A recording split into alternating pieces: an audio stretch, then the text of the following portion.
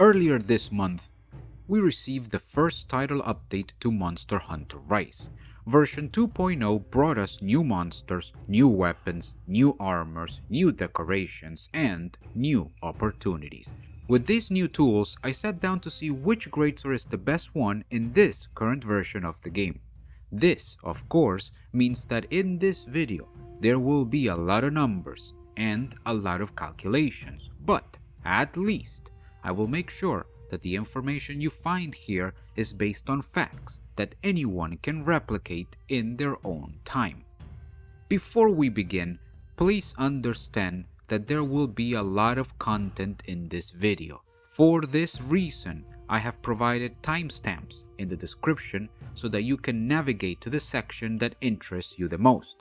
If you're only looking for the final answer, please skip to the conclusions. With that said, it is now important that you understand a few things before we get to work. First and foremost, please understand that I am not a mathematician. My profession is a different one. As I have said, there will be a lot of numbers and calculations in this video, and it is very possible that I make a mistake. If you see a mistake, please let me know in the comments below. I am interested in providing the most correct information that I can, and it will be a lot faster and a lot better working together. Second, in this video, I will tell you which is the best greatsword in terms of efficiency to kill monsters. This greatsword will be the best one in the current version of the game. What I am not doing is telling you what you need to use. Please remember that no matter what is the best, you need to decide what you wish to use for whatever reason. This is a game, and it is all about having fun. And lastly, please understand that I will be testing these greatswords under controlled circumstances.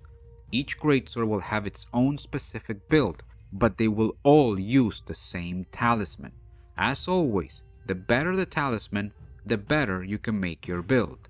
This means that your results may be different if you use different conditions. That being said, if the conditions are controlled, then we can truly get to a concise answer as to what is the best greatsword in version 2.0 of Monster Hunter Rise. With this prelude finished, let's get to work. Naturally, the first thing we need to do is see what is new in this version of the game and how it looks in terms of stats. In regards to greatswords, version 2.0 has given us 4 new ones: the Rathalos Fire Sword, the Grand Shamshir 1, the Ice Steel Edge 1, and the Teostra Blade 1. The Rathalos Fire Sword is a new upgrade to the already existing Rathalos weaponry. It has a raw attack of 210, 30 hits of natural blue sharpness, a raw element of 40 fire, and 0% natural affinity. It also provides us with one level 1 decoration slot. This greatsword gets 10 hits of white sharpness with level 4 handicraft. The Grand Shamshir 1 is the first greatsword we find in the new Chameleos weaponry.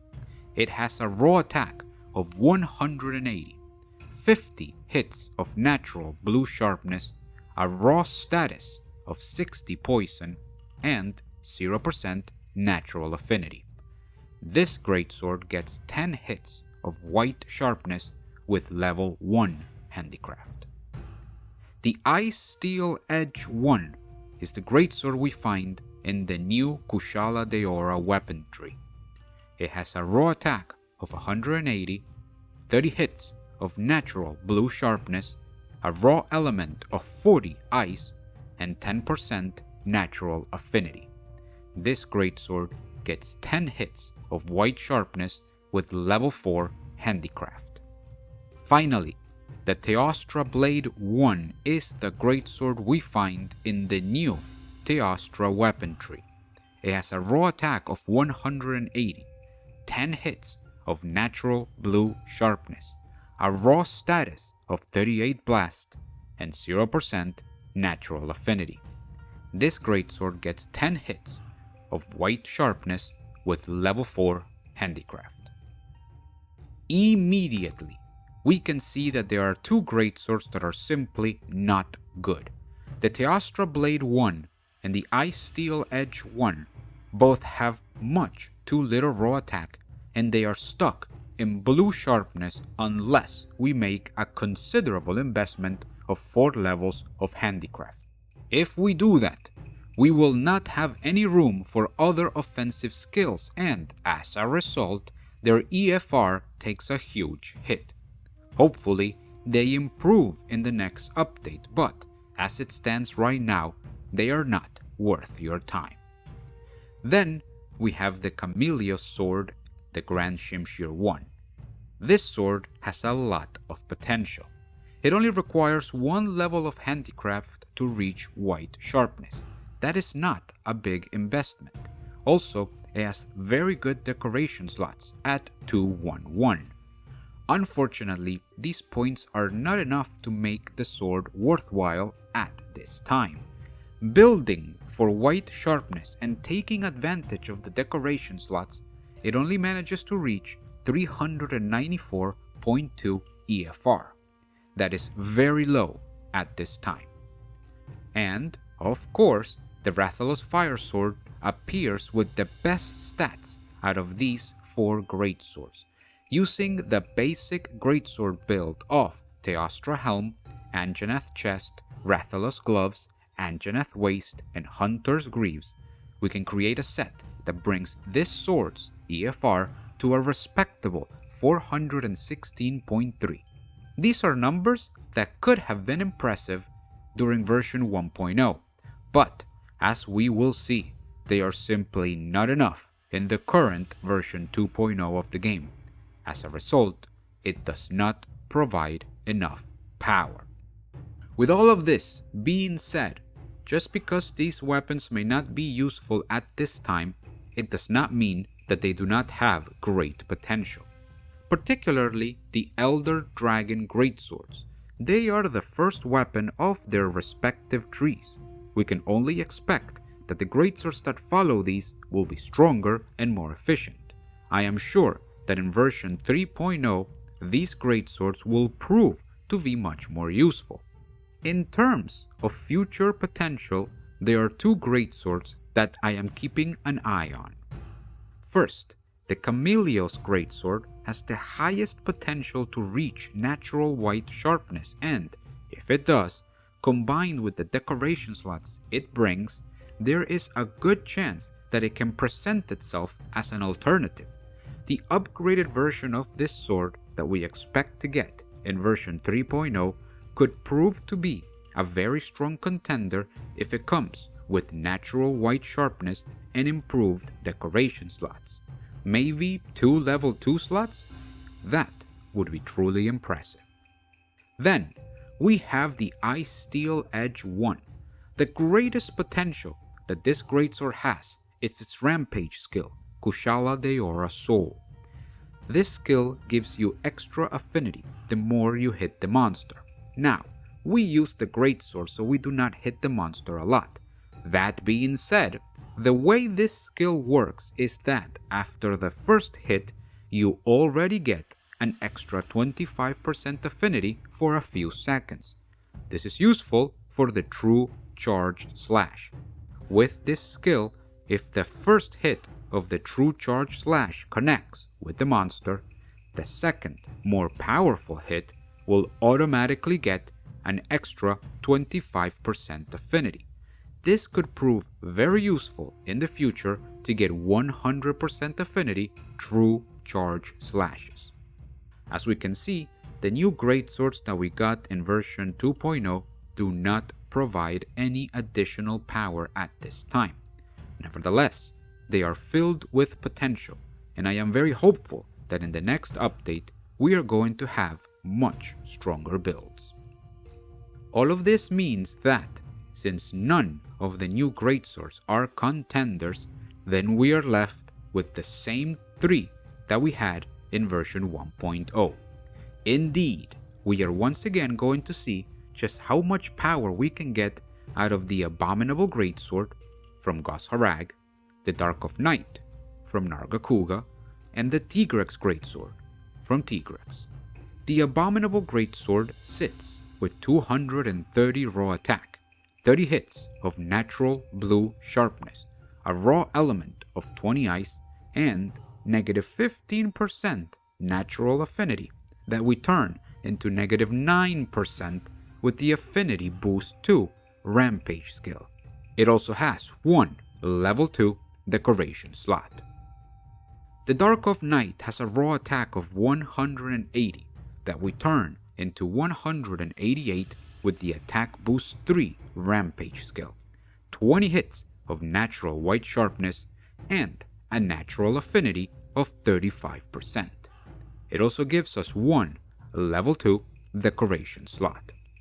Finally, the Tigrex Greatsword has a raw attack of 210 that we turn into 218 with the Attack Boost 3 Rampage skill, 20 hits of natural white sharpness, and a natural affinity of negative 15%. It gives us one level 1 decoration slot.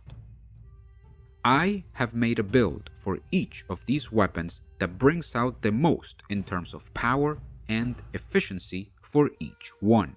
Please understand that I will not show a full explanation of each build. If you're interested, please see the description of this video for links to a full breakdown of each set that was created for each of these weapons. That said, I will show the final stats of each weapon and the skills that we used in each set. One very important thing to note is that all of the builds were made with the same talisman. In order to keep things controlled, I have used the talisman that you see here right now for every set used in these calculations. It is a Fatal Tempest talisman with 1 point in weakness exploit and 1 level 2 decoration slot. This is the minimum requirement in order to reach this power level. Obviously, if you have better talismans, your builds will be better, but I have limited the builds to this minimal talisman in order to maintain a controlled environment for testing. Moving on to the stats and skills, please note that the only buffs that I use for these weapons are the Power Charm, the Power Talon, and the Demon Petalace 2 at full capacity. Each greatsword will be tested with the following stats and skills.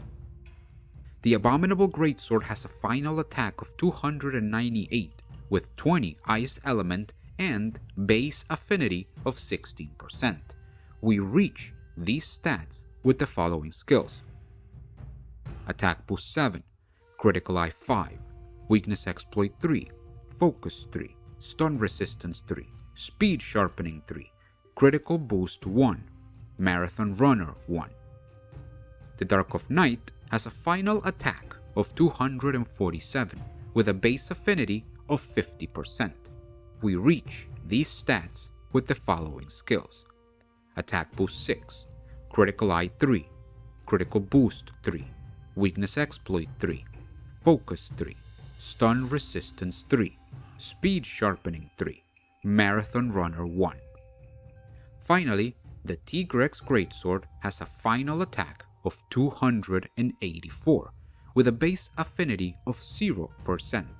We reach these stats with the following skills: Attack Boost 7, Critical Eye 3, Weakness Exploit 3, Focus 3, Stun Resistance 3, Speed Sharpening 3, Critical Boost 1, Marathon Runner 1, Flinch Free 1.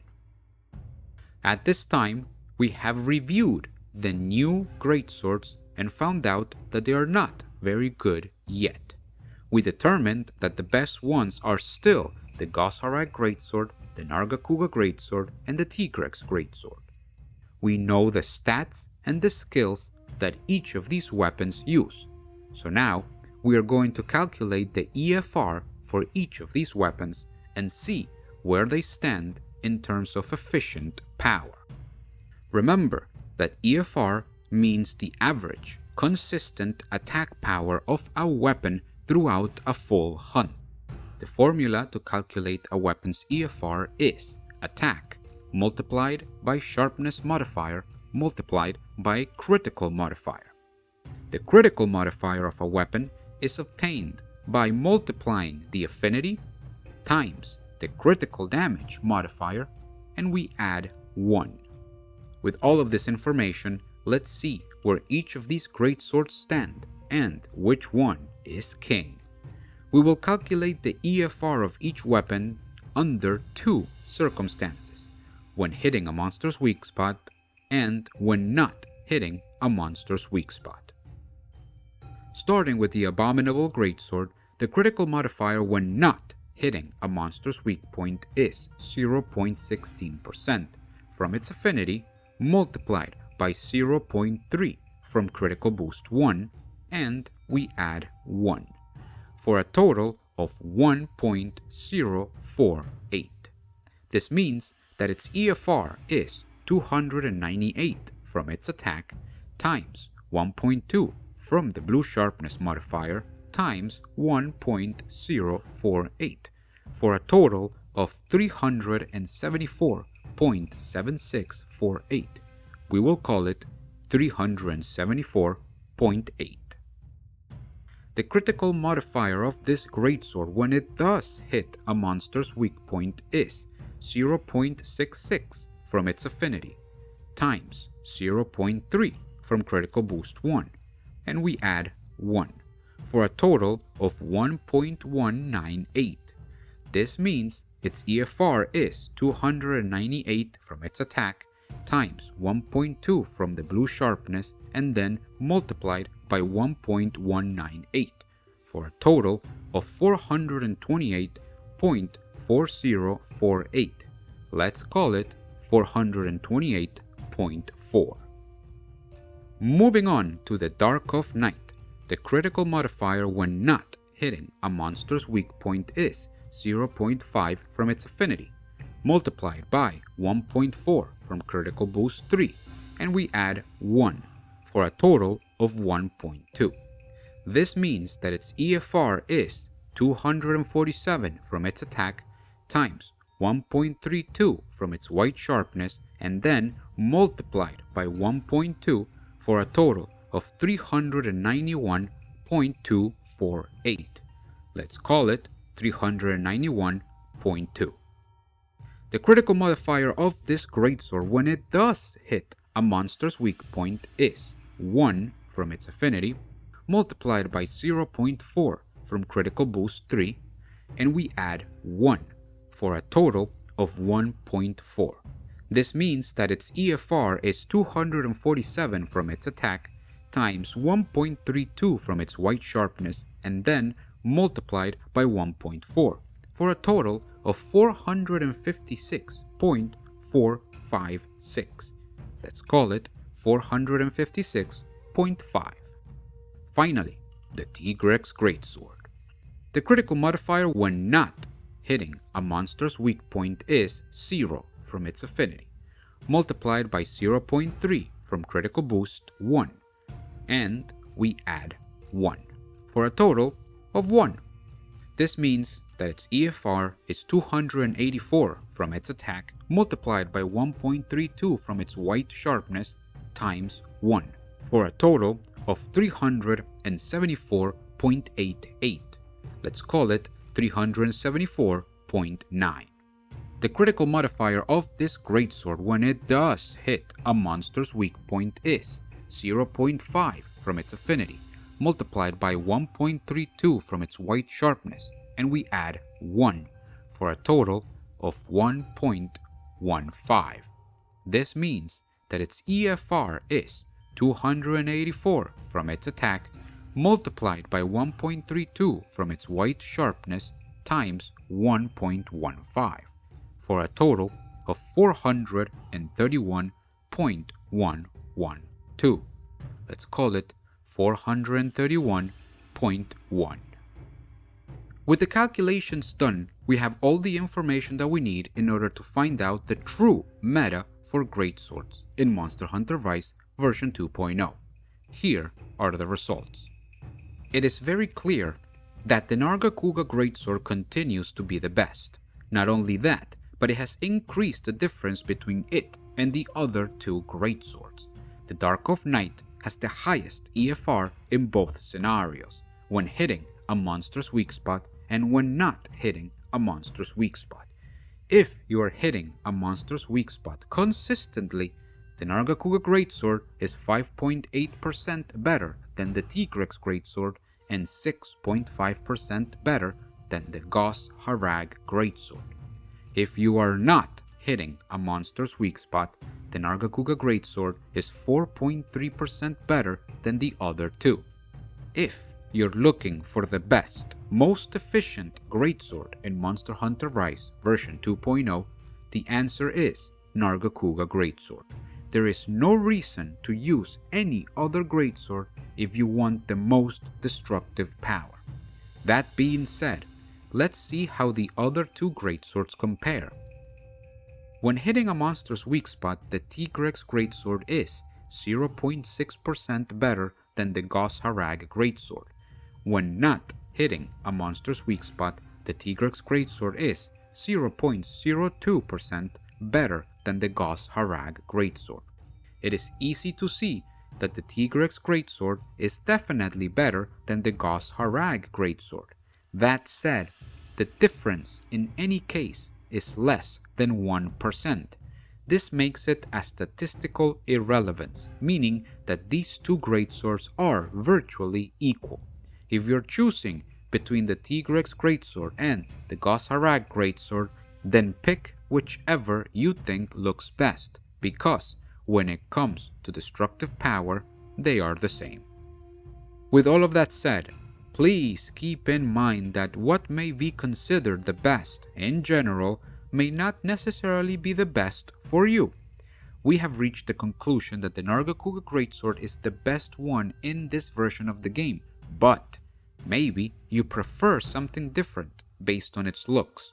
Maybe you do not want to run a set that is focused on dealing damage. Whatever the circumstance may be, remember to use whatever it is that you want, no matter the reason. This is a game, and the number one objective is to have fun. Let's be honest, if you are not having fun, then what is the point of playing? Thank you very much for your time, and I hope that I get to see you on the next one.